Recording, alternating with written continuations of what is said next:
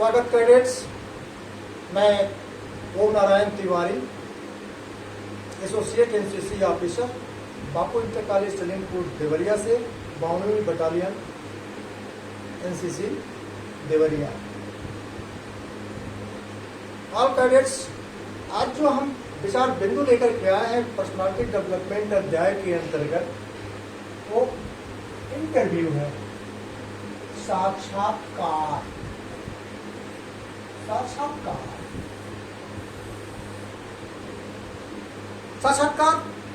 वह मनोवैज्ञानिक तकनीक है जिसके द्वारा व्यक्ति की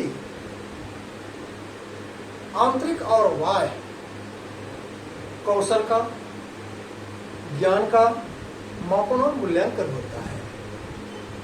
पर्सनालिटी डेवलपमेंट का यह एक ऐसी मापन पद्धति है जो बहुत दिनों से चलन में है।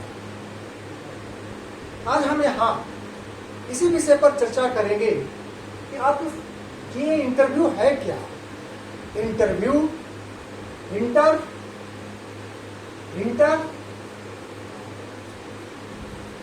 व्यू दो शब्दों से मिलकर बना है।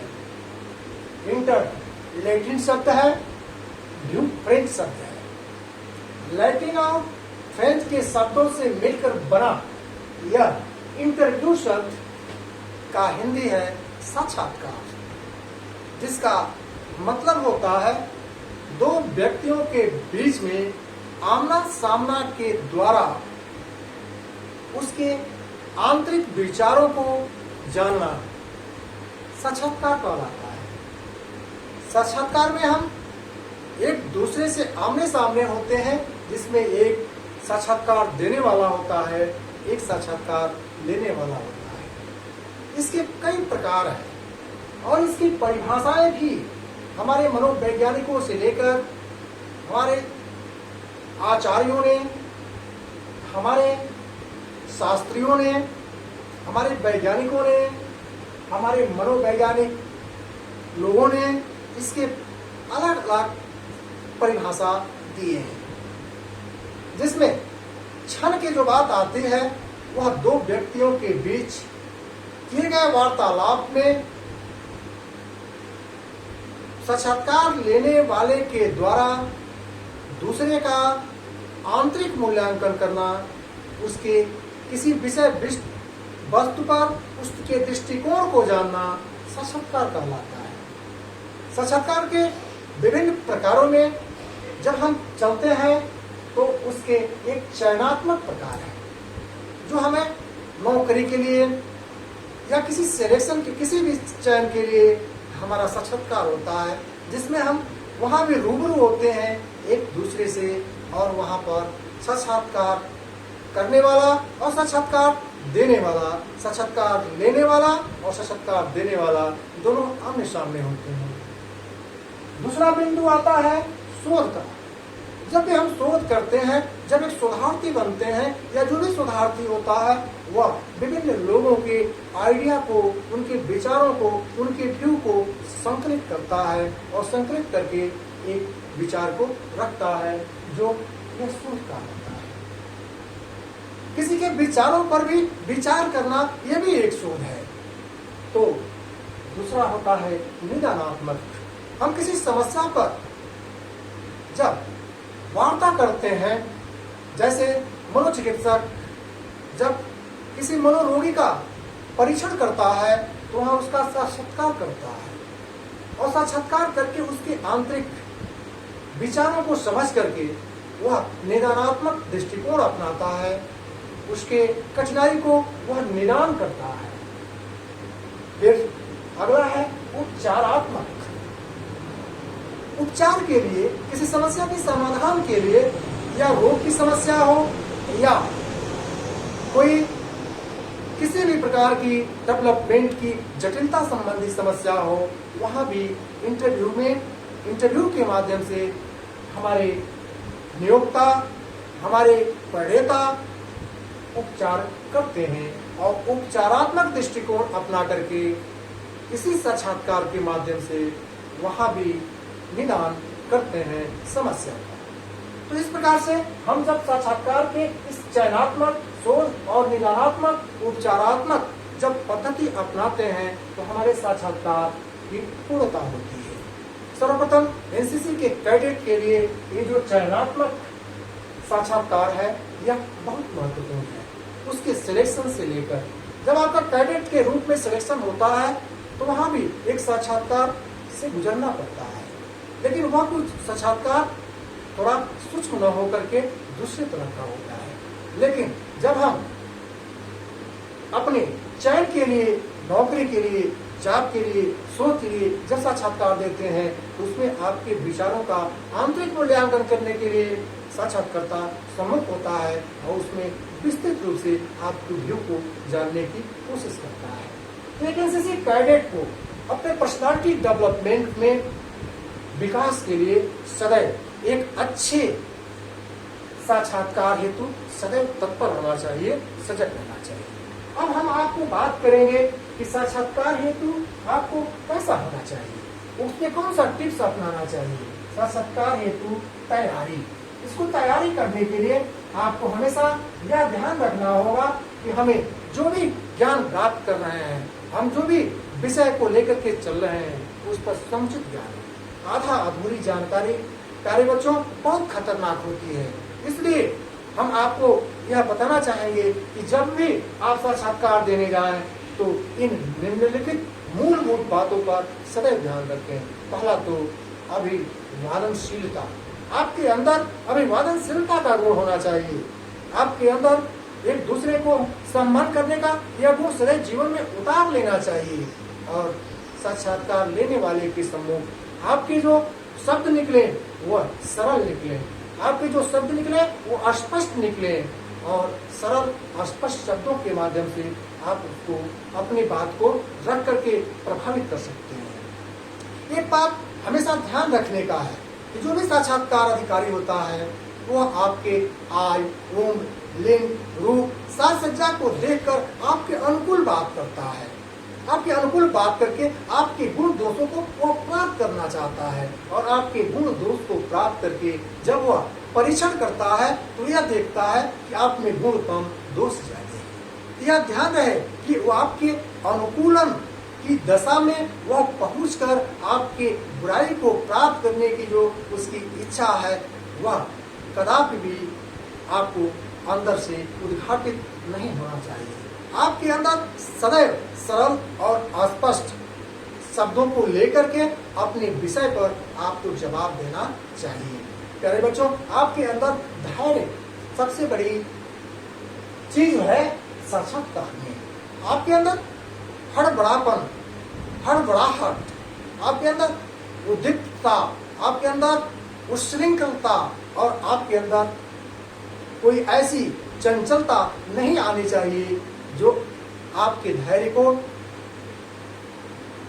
बुरा प्रतीत करा दे या उद्घाटित कर दे या धैर्य को आपको तोड़ दे। इस प्रकार हम आपको तीसरे बिंदु की तरफ बात करेंगे, वही स्ट्रेस जो हमारे इस विषय में आता रहा है पर्सनालिटी डेवलपमेंट में। आपको साक्षात्कार के दौरान कभी भी तनाव में नहीं आना चाहिए। सदा आपको हंसमुख होना चाहिए। सदा आपको हंसमुख का मतलब ये नहीं हो गया कि हम ठहाका मार के हंस रहे हों। आपके चेहरे पर प्रसन्नता का भाव दिखना चाहिए और अगला यही हंसमुख आपके चेहरे को सकारात्मक दिखाता है और साक्षात्कार लेने वाला सदैव आपसे प्रभावित होता है। तो अगला बात शालीनता का भी है। शालीनता ऐसी कि हम साक्षात्कार लेने वाले के शब्दों को, उसके प्रश्नों को बड़ी शालीनता के साथ सुने। जब तक शालीनता के साथ हम सुनेंगे नहीं, बीच में बोल देंगे तो हमारी वहां भी कमजोरी साबित हो जाएगी। अगला प्रश्न आपके सम्मुख जब भी आवे तो आप उसको समुचित सुनने के बाद ही बड़े ही विनम्र भाव से और स्पष्ट शब्दों में आपको सदैव देना चाहिए। और आगे है आपके लिए तथ्यात्मकता। जब भी आपको अपने उत्तर देने हों तो आपके पास उसके तथ्य होने चाहिए। तथ्य के साथ साथ उसकी प्रामाणिकता। आप जब भी कोई उत्तर दे रहे हैं, आप अपनी बात रख रहे हैं तो वो प्रमाणित होनी चाहिए। इधर उधर से उठाकर कही गई बातें लाग लपेट कतई नहीं होनी चाहिए, क्योंकि साक्षात्कार लेने वाला आपको आपके सम्मुख है और वो आपको ठीक से जानना चाहता है, तो इसका भी सदैव ध्यान रखना चाहिए। और विषय की युक्तता होनी चाहिए। आपको विज्ञान से विषय पूछा गया, आप साहित्य बता रहे हैं। आपको साहित्य से विषय पूछा गया, आप विज्ञान बता रहे हैं। आपको एनसीसी से प्रश्न पूछा गया और आप कला साहित्य से बता रहे हैं। यह सदैव घातक होता है। इंटरव्यू आपके जीवन का, आपके पर्सनालिटी डेवलपमेंट का, आपके समुचित विकास का, आपकी हर प्रकार की गतिविधियों के जानने का यह एक मनोवैज्ञानिक तरीका है, जिसमें आपके समक्ष विषय उपस्थित होता है, आपके समक्ष कठिनाइयाँ पैदा की जाती हैं और उसी दौरान आपके द्वारा आपसे त्वरित निराकरण कराकर आपका व्यू जान करके आपका आकलन किया जाता है, आपका मापन और मूल्यांकन किया जाता है। यह आपके पर्सनालिटी डेवलपमेंट के मापन और मूल्यांकन का सबसे सरल तरीका है। इस प्रकार आप साक्षात्कार संबंधित पाठ्य पुस्तकों में दिए गए हमारे बने वैज्ञानिकों द्वारा बताए गए और विभिन्न उपायों को, सुझावों को, इसके तरीकों को, इसके प्रकार को, इसकी परिभाषाओं को आप भलीभांत और समझने की कोशिश करिएगा।